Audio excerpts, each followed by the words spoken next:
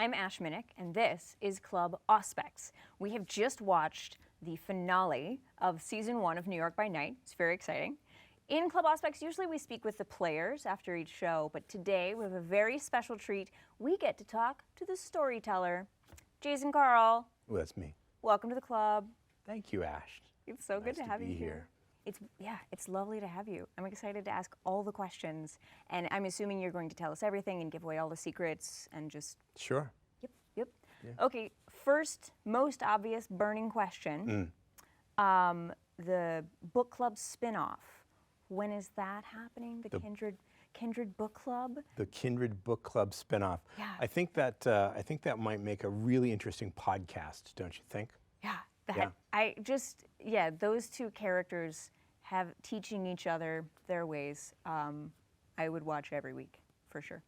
For sure. We'll keep that in mind. I'll make a note. And we'll see if we can make that happen just for you, Ash. Yes. On a more serious note, we've just finished Season 1 of New York by Night. It's been quite a ride. And this is coming off of 5 seasons in LA. That's right. What has it been like for you? What has been the biggest difference in telling a New York story versus an LA story? Ooh, a huge question. Let me see if I can answer the question that I think you're asking. Okay. LA by Night, of course, was a joy to be the storyteller for 4 or 5 seasons, and this is also a joy. But the stories are very different. We approach them both very differently, and I think if I were to highlight 3 main differences between the two, it's that this story in New York is very much a street-level story. It is the bottommost tier of that blood-rich kindred layer cake we keep talking about in some of the prologues. LA by Night was a mid-tier story about citywide sectarian politics and larger story arcs that were very exciting and emotionally rich and rewarding. This story also emotionally rich and rewarding, but the action takes place at a much smaller scale. So that's one major difference. The second major difference is, of course, the city itself. New York and LA are very different metropoli.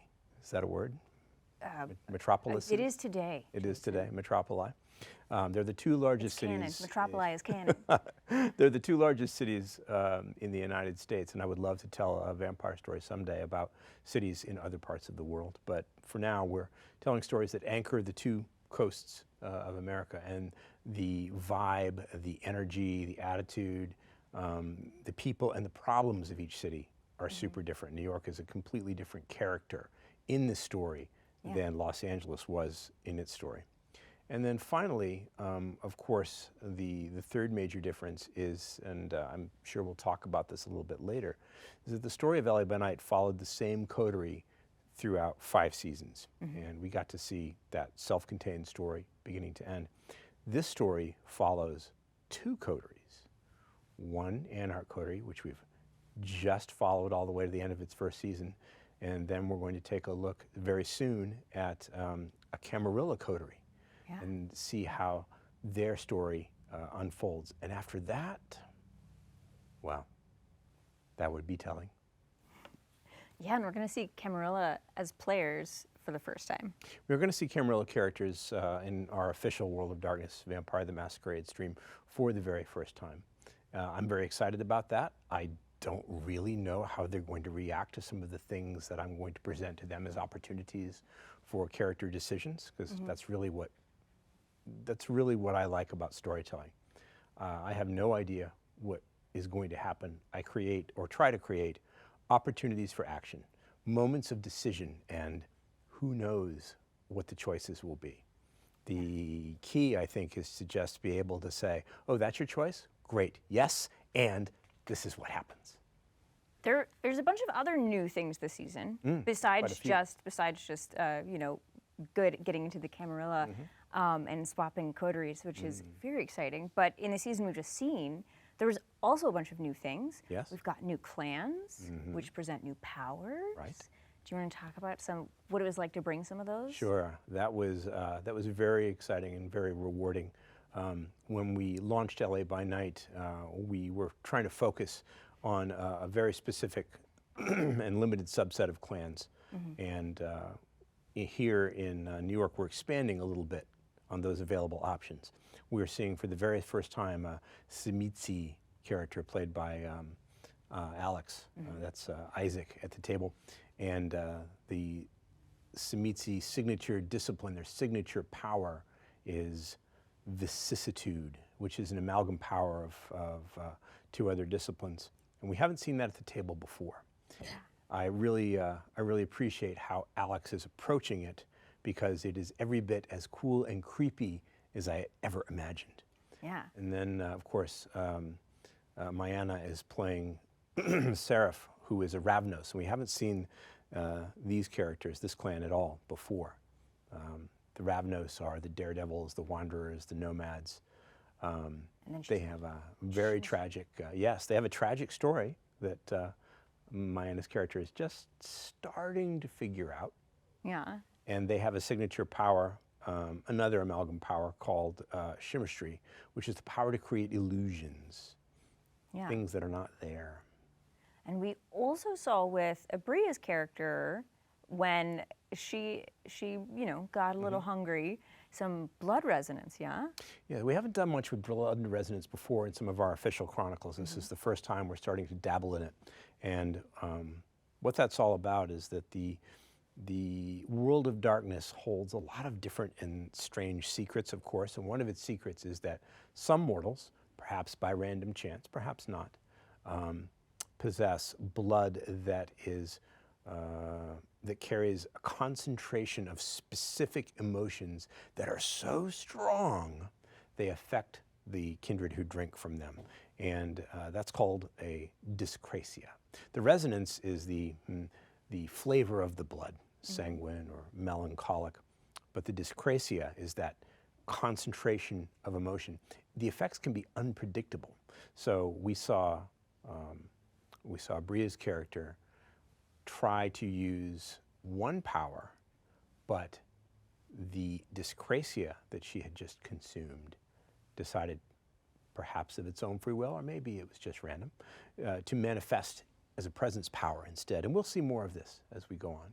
And how did you, do you decide in advance that there's going to be that complication, a human with dyscrasia, or was it? No. I decide generally, both for the whole chronicle, for a season, but also for each individual episode, I decide on essentially a menu of possibilities. Remember I talked about opportunities for action? And I knew that one of the opportunities for action would be a character or an NPC that had a resonance in their blood and that would have a dyscrasia, but I didn't decide where to use it, when to use it, how to use it, or what the resonance and dyscrasia would be. I waited for the chance, the opportunity that I knew the story would present itself to me, and I was right. It did. I think Abria presented a lot of opportunities right away. All the players have. Abria and Mayana, Alex and Joey have been just marvels at the table. They have presented an extraordinary number of opportunities, too many to pursue, really. Yeah, it's been very fun to watch, though. For me too. The trouble they get themselves into, and how it plays out. Speaking of them presenting opportunities. I thought you were going to talk about trouble. Okay. Well, potentially. So I know how much you prep. And you obviously came into the season with a story in mind. Absolutely. How has that story changed based on what your players have done and where they've taken it? Well, I will be interested to see if our audience, if our family, can pinpoint from watching the season the exact moment where I realized, okay, this story is going in an entirely different direction, and I am unprepared, and now we are going to have to do a little improvisation, even more than usual. So yes, of course the story departed drastically from where I thought it was going to go. I designed this particular season, I thought it would be, when I designed this particular season, I thought it would be more mission-based. I thought that having gotten in trouble with Richter, the crime bruja, the South Bronx, that episodes would be organized more or less around paying their rent to him, doing services for him, doing favors, and the complications that would arise. But of course, what happened was they did one task, one mission to pay their rent, and well, here we are. You've seen done. what happened. Yeah. It's like, okay, well, we did a job. I guess Yeah. that's all the jobs we have to do now. I love that. I want to make it very, very clear that I love it when players surprise me and I realize, oh, the story I thought I was telling, not the story I am now telling. Yeah. For me, that's a very satisfying part of doing this. Yeah, and then seeing where it goes. And another thing I know that you spend a lot of time prepping is your NPCs. And Sure. I love how different each of those characters are. I mean, you play so many different people and kindred, but each of them has such a specific personality and cadence, and it's lovely to watch. I would like to know how you prep that. Okay. Some I do not prep. Okay. You never know, excuse me, you never know what NPC is going to be needed in a given episode. So you can try to create a menu of options, and sometimes that's just a bulleted list of names and an adjective, and that works, but you don't know what their personality is, their voice, or anything like that, and you simply have to create it on the fly. And then you have to hope that if that NPC ever shows up again, you will remember what you did, which is a problem for me. Working memory is always an issue for me. Some, however, you wouldn't know it. Wow, that's very kind. Yeah. I hardly remember what I had for breakfast, but I can tell you what I did 10 years ago. The other NPCs, though, that I think will play a major role in the story, like Richter at the cage, and some members of his coterie, like Consuela and Lizzie, or Francis the Thin Blood, or Vaclav, the enigmatic sire of Isaac. Those I try to prep a little bit more, some a lot more. If I want a particular sound or tone or accent, I'll watch language instruction videos to try to get some semblance of the right sound. I spend a lot of time creating plausible backstories and thinking about when the characters that we love in our coterie are not on the camera, what are these NPCs doing? Yeah. Because their own lives go on regardless of whether or not we're interacting with them. So when we see them again, things have happened to them and they have done things. Yeah. And I have to prep that because I will not be able to invent all that on the fly. And some of the NPCs you don't necessarily invent at all. They're canon, right? Oh, that's absolutely. We have seen in this season, we have seen one important NPC that's canonical, and that's Julia. Julia is a La Sombra who features prominently in one of the narrative video games developed and published by Draw Distance, which is a World of Darkness licensee, Shadows of New York. And we saw her in 107 with Joey's character. Yeah. How much do you pull from, or does this story play into those games or the books? Well, there are two games set in New York in our story universe in the World of Darkness, and they are Coteries of New York and Shadows of New York, and they're both by Draw Distance, our partner. And this story is certainly inspired by those games, those stories. The Coteries of New York story is in the past. It has already happened.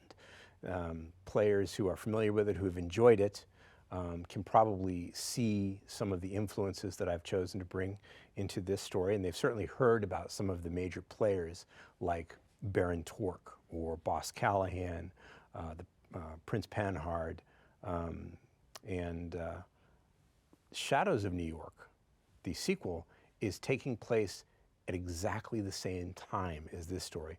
Those events are playing out in the background, and we have heard a little bit about them through the voices of some of the NPCs, but those events live on their own for the enjoyment of our audience, our family who want to play them. So if you play the game, will we learn secrets about this game? Will you learn secrets? Or is it just more enriching the world and learning more about? If you play those games, you will certainly have a better understanding of some of the things that are happening, particularly in the background. But I wouldn't necessarily say that there are secrets to be learned. Okay. But unless I change my mind. that is really fun, though, that you get to play kind of in the same world at the same time, and then see, at least peripherally, some of it in the show. That's fun. I think those two games are really fantastic examples of their kind. The narrative, the sort of choices that you have to make as the player in those games are fun and scary sometimes, and a little bit visceral depending on what you do. And they've been a great inspiration for me in this story. Yeah. And then there's also some NPCs that you don't play, that we bring in guests, and we've had some amazing guests this season. We even had a previous player character become an NPC. That's right. So how do you choose which NPCs are going to be a guest versus you? I mean, how? Well, it's not easy. And fortunately, I have a lot of great help from people like yourself and our producer, Sax. And we talk about, where is there an opportunity to really deepen the story for the benefit of both of our players and for our audience who are watching at home. We look for characters who have agendas of their own, and we look for characters whose agendas can live going forward, even if the guest who plays them isn't in every episode. So, for example, we saw Simone this season. We saw Kat Costello. We saw Bree, and those characters all have their own thing going on. They've all got their own interests and their own ambitions, hopes, desires, and dreams, and each of them deepened and enriched our story at the same time as advancing plot. Yeah, and they were all so amazing. I think we are extraordinarily lucky in our guests. Do you think we'll see any of them again? I think statistically there is a 1 in 1 chance that we will see some or all of them again. Okay, all right, I'll tune in for that. Speaking of seeing them again, and this is where we start to maybe talk about what we're gonna see next season. Before I do, I want to mention that one of the guests we brought on was Annabelle, played by Erika Ishii, who appeared in one of the episodes this season. And that is a very special connection between, of course, the LA by Night story and New York by Night. And working with Erika again was really, I wouldn't go so far as to say dream-like, but it was pretty dreamy. She inhabits that role so thoroughly. She knows exactly who and what Annabelle is, particularly after the events of the 5th season of LA by Night, the final season. And she was able to help us bridge the gap between those continuities. So now we see these stories do take place in the same story universe, and the events of one can in fact influence the events of the other. So we're very grateful to Erika for coming in and helping us make that happen. Yeah, and that was very fun. And when Erika was here, in maybe that exact chair, we spoke with her about how when she started, her character was going through a lot of what these characters are going through, and now she's coming in sort of as the teacher almost, in this odd parallel. And I wonder if you had any feelings about seeing, the character from season 1 and where that was, and where LA by Night was so long ago, now come in after this character has gone through this massive arc, and that juxtaposition between, the sort of vampire babies, the new babies, as it were. To be honest, it was very satisfying to see this character played so deftly by Erika, who was once in a worse position, I dare say, than they are now, with so little understanding of what they had become and what they were supposed to do and how they could exist. And to see Annabelle now in a position of being able to save other characters from the same terrible fate was very satisfying for me. Yeah. And I think that if and when we see Annabelle again, things will have happened to her that will probably continue her story arc and inform the choices she makes when she meets the characters of New York by Night again. Yeah, and hopefully when. I feel like there's not enough episodes because I want to see everybody all the time. There never are. Yeah.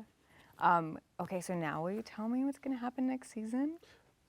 No, Oh, because I don't know. okay.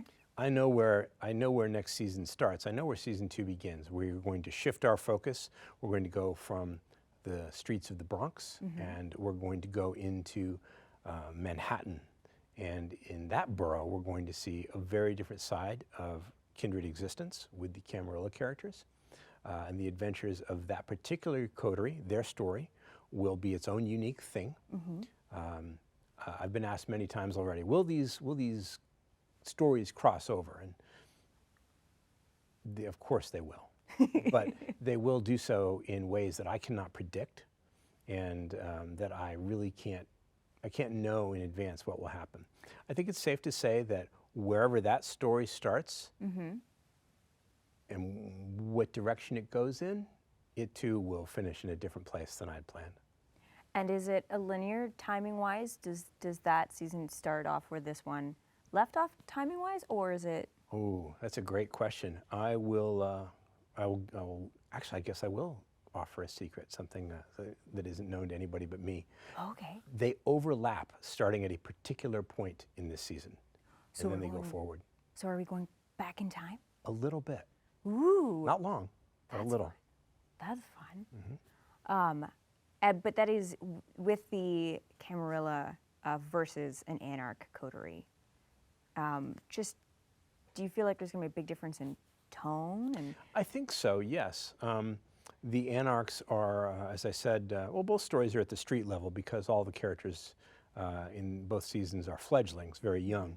But the Camarilla is, of course, you know, it's this terrible, dark blood conspiracy of the night.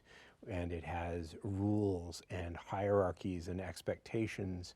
And so while it might seem that the Camarilla characters come into their embraces with more advantages, they are at the same time perhaps more constrained in the range of choices that they can take, depending on whether or not they get caught. yeah, I think that we're going to see a very different side of Vampire the Masquerade here. I'm very excited to see it. I am too. Jason, thank you so much Thank you, Ash. for joining us at Club Auspex. I really loved picking your brain. It was very. I loved having my brain picked. It's new and special, and I loved it. And Well, maybe we'll get to do it again at the end of season 2. oh, that would be great. I can't wait to see season 2. Thank you again. And thank you all for joining us this evening as well, and for watching Club Auspex, as well as New York by Night. That concludes our first season of New York by Night, as well as our first season of Club Auspex, and we've loved having y'all. We'll see you again in season 2. And now you dance, Jason. That's what you do. I think statistically there's a 1 in 1 chance that that will not happen. Oh, I'll just dance for you.